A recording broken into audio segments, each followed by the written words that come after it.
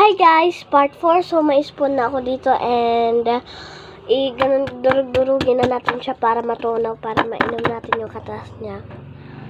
Let's go. So ayan, durug-durug natin. Ang hirap niya guys durugin. Yummy.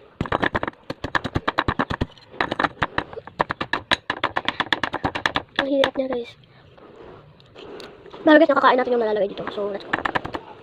Ito pa lang yung katas na naipon natin. So, ito pa lang guys yung katas na naiipon natin. Nga, ito ngayon. Tapos, ayan.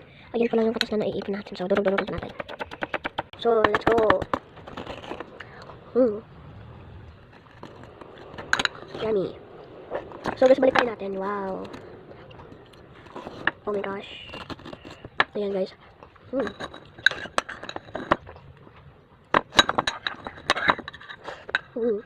Part 5.